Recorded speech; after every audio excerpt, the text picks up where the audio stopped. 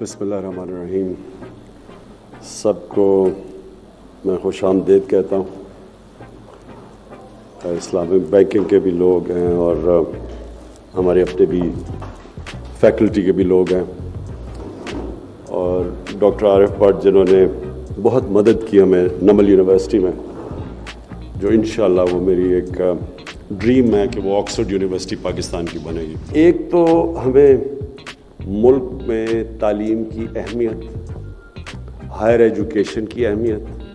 Higher education actually produce کرتا ہے وہ انٹلیکٹ جو کہ ملک کو اٹھاتا ہے اور نالج اکانومی کی طرف لے کے جاتا ہے. تو اس کا ڈائریکٹ ریلیونس اکانومی کے اوپر بھی ہے اور ایک ملک کی ترقی کے اوپر بھی ہے. لیکن ایک دوسری پہلو ہے جو کہ جس کے بغیر ایک معاشرہ نہیں چل سکتا آگے.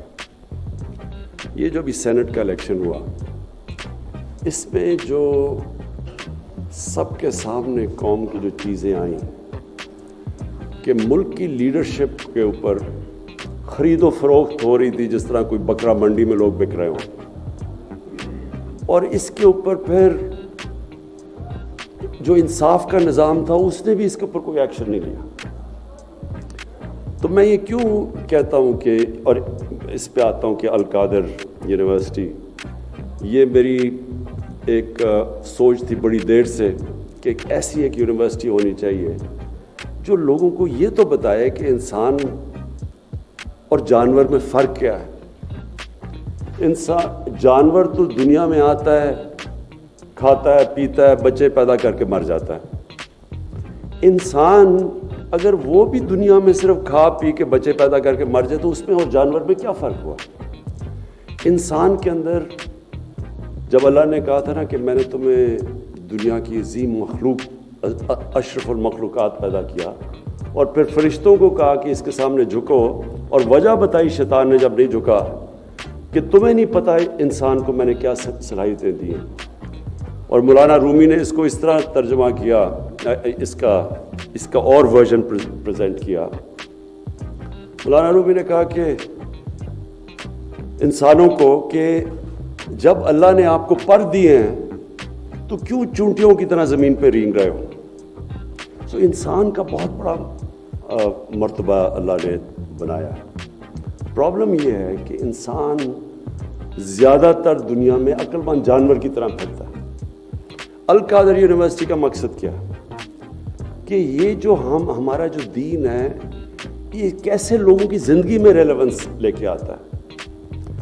بدقسمتی سے مسجد میں جو جاتے ہیں اور جو مسجد سے باہر نکلتے ہیں اس کی ریلیونس نہیں ہوتی، جو کہ اسلام کی جو بیسک ایک انسان کو کیریکٹر بلڈنگ ہوتا ہے، اس میں اچھے برے کی تمیز بتاتا ہے، اس میں زندگی میں آنے کا مقصد بتاتا ہے، وہ مسجد کے اندر وہ ٹرانسلیٹ نہیں ہو رہا انسان کی زندگی کے اوپر. جب محمد عبدو آج سے کوئی 125 سال پہلے یورپ گئے تو اس نے مصر میں آ کے، مصر کے رہنے والے تھے، انہوں نے اسٹیٹمنٹ دی کہ یورپ میں گیا، مسلمان تو نہیں نظر آئے لیکن بڑا اسلام نظر آیا، اور واپس مصر آئے تو کہا کہ یہاں مسلمان تو بہت ہیں، اسلام نہیں نظر آ رہا. میرا پوائنٹ یہ ہے کہ ہمارے پاس ایک انٹلیکچوئل، ایک ایسی یونیورسٹی ہونی چاہیے جو کہ وہ اسکالرز پروڈیوس کرے جو لوگوں کو ایک، جس طرح ایک ازہر یونیورسٹی نے ایک دفعہ مسلمانوں کے اندر، وہ بھی ایک سینٹر تھا لرننگ کا، سارے جاتے تھے، اسکالرشپ ہوتی تھی، بڑی بڑی ڈبیٹس ہوتی تھیں، بڑے بڑے یعنی جو ٹاپ ہمارے سائنٹسٹ تھے وہ ان کا جو انڈرسٹینڈنگ دین کی تھی اور قرآن کی وہ بھی بہت تھی. یہ بڑے بڑے سائنٹسٹ تھے تو ساتھ ساتھ چل رہا تھا، سائنس بھی چلتی تھی اور ان کو دین کی بھی سمجھ تھی. اب یہ بالکل سیپریٹ ہو چکا ہے، اور میں یہ چاہتا ہوں کہ اس یونیورسٹی میں وہ اسکالرشپ آئے جو کہ یہ آگے، جس طرح علامہ اقبال کا تھا کہ دی ریکنسٹرکشن آف ریلیجس تھاٹ کی ایک انہوں نے کتاب لکھی ہے کہ اس کو اب آگے لے کے جائیں ہم، کیونکہ جو اسلام ہے اس کے جو علامہ اقبال کی سارا تھیسس تھا، اس کے جو فاؤنڈنگ پرنسپلز ہیں وہ تو چینج نہیں ہوتے، لیکن باقی چیزیں اجتہاد اس سے چینج ہوتی رہتی ہیں، وقت کے ساتھ وہ گرو کرتا ہے ہمارا دین. وہ اسٹیگنیٹ نہیں کرتا, اور وہ تب کرتا ہے جب کہ اسکالرز اس کیپبلٹی کے ہوں جو کہ ڈبیٹ کر کے تھاٹ پروسیس آگے لے کے جائیں. تو القادر انشاءاللہ میرا وہ ویژن ہے کہ یہ ہمارے ملک میں ایک ہماری سوچ کو ڈیولپ کرے گا.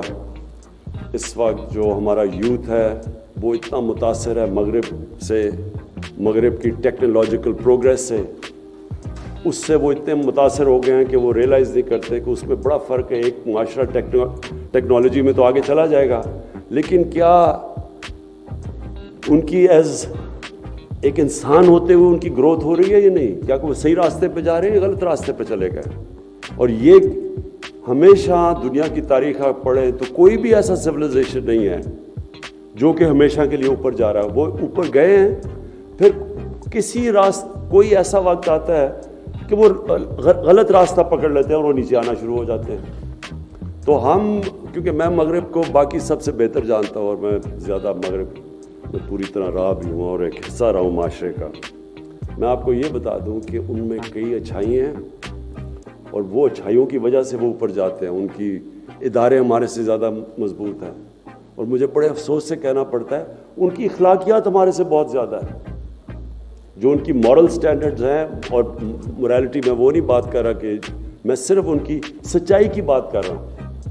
ان کی آپ پارلیمنٹ میں چلے جائیں, ان کی جو لیڈرشپ کی چھوٹی چھوٹی چیز کے اوپر وہ, یہ تو بڑی دور کی بات ہے کہ یہ پیسے, ایک کینڈیڈیٹ کا بیٹا پیسے آفر کر رہا ہے اور وہ نیگوشیٹ کر رہا ہے کہ جی کتنی قیمت لگائیے اپنا ضمیر بیچنے کے لیے, اس کا تصور بھی نہیں ہے وہاں.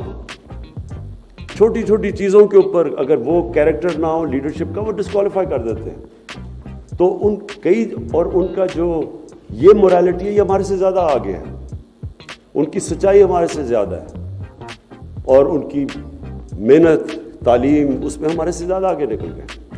لیکن جو ان کی تباہی ہے وہ ان کے فیملی سسٹم کے اندر ہے, اور فیملی سسٹم ہوتا ہی اس کا تعلق دین کے ساتھ ہے. یہ کسی نے کہنا کہ جی آج کل اگر وہ فیملی سسٹم جا رہا ہے تو یہ ماڈرنٹی ہے, اس کا ماڈرنٹی سے کوئی تعلق نہیں ہے. وہ حضرت لوط علیہ السلام کے زمانے میں بھی وہ تو پرانا زمانہ تھا, لیکن وہ تباہ ہوا. ان کی مورالٹی, جب ان کا جو فیملی سسٹم سارا کریش ہوا تو معاشرہ گیا, اور جب مورل سسٹم تباہ ہوتا ہے تب بھی ایک معاشرہ چلا جاتا ہے. جو آپ دنیا کے سویلائزیشنز اٹھا کے دیکھیں تو جب وہ پیک پہ ہوتے ہیں تو ان کی مورالٹی, ان کے مورل سٹینڈرڈز, یعنی ان کی جو سچائی اور ان کی جو ایمفسس مورل ویلیوز پہ, وہ کنٹمپری سویلائزیشن سے زیادہ اوپر ہوتی ہیں.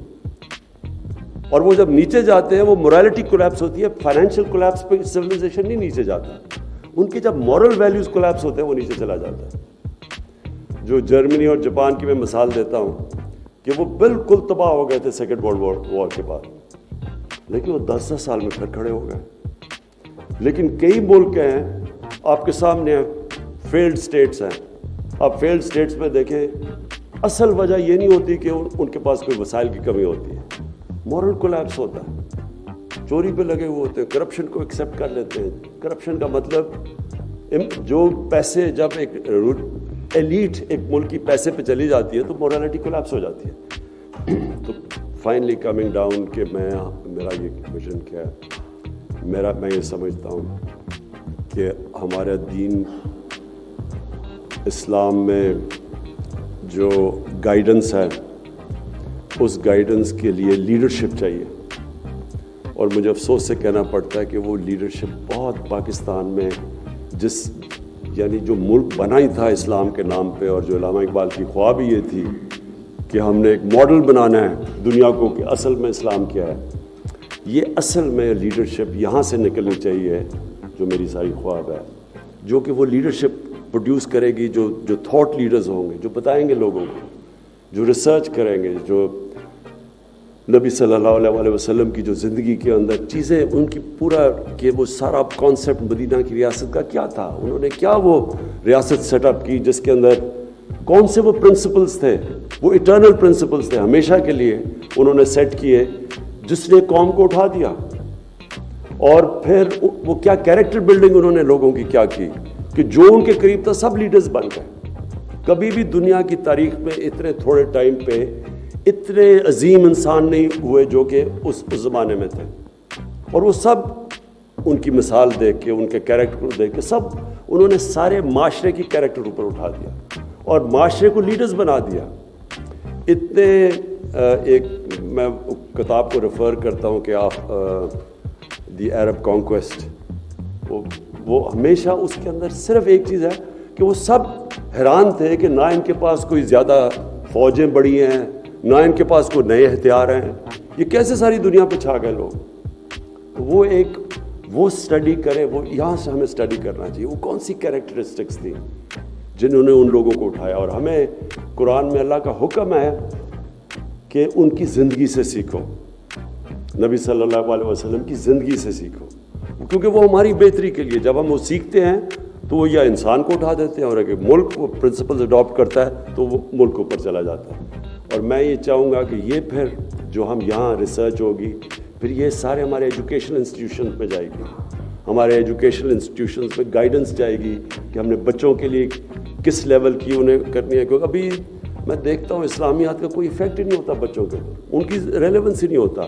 ہم ان کو وہ کتابیں پڑھا دیتے ہیں جو اس ایج پہ ان کو سمجھ نہیں ہوتی. تو ہم نے کیسے ان کو کیا بتانا ہے، کیسے ان کے کیریکٹر کیسے بلڈ کرنے ہیں، کیسے ان کو فیوچر لیڈرز بنانا ہے. اور یہ ہوگا جب تک کہ ہمارے ملک میں کوالٹی کی انٹلیکچوئل لیڈرشپ نہیں ہوگی، جو کہ صحیح معنی میں جس طرح جو علامہ اقبال نے کیا تھا کہ ایک فریڈم موومنٹ کے اندر ایک انسان کی جو کنٹریبیوشن تھی صرف ان کی نالج کی وجہ سے، اور ان کی انٹرپریٹیشن جو تھی جو قرآن شریف میں سے، اور ان کی جو بلکہ ان کی ساری شاعری قرآن شریف میں سے ہے. آپ اگر ان کی شاعری پڑھیں، اس کی کوئی نہ کوئی قرآن کی آیت کے اس کے وہ شعر کے پیچھے آپ چلے جائیں تو کوئی ریلیونس ہے. تو اس طرح کی انشاءاللہ یہاں میری سوچ ہے. سپٹمبر 1 کو ہماری اوپننگ ڈیٹ ہے اس کی، اور اس کے لیے آپ سے پوری تیاری کریں. اور جو امپورٹنٹ چیز میں صرف آخر میں، ہم نے جو بڑے دنیا میں بڑے نام ہیں مسلمان اسکالرس کے، مغرب میں جو ہیں بڑے نام ہیں جنہوں نے کام کیا ہوا، کتابیں لکھی ہوئی ہیں، سید ناصر حسین جیسے اور حمزہ یوسف، یہ سارے آؤٹ اسٹینڈنگ جن کی بڑی دیر کی ریسرچ ہے. ان ساروں کو ہم اس بورڈ کے اوپر لے کے آ رہے ہیں اپنے، جو کہ ہمیں گائیڈ کرے گا کہ ہم نے اس کو آہستہ آہستہ اس تھاٹ پروسیس کو یا اس یونیورسٹی میں کیسے آگے لے کے جانا ہے. سب کا شکریہ ادا کرتا ہوں.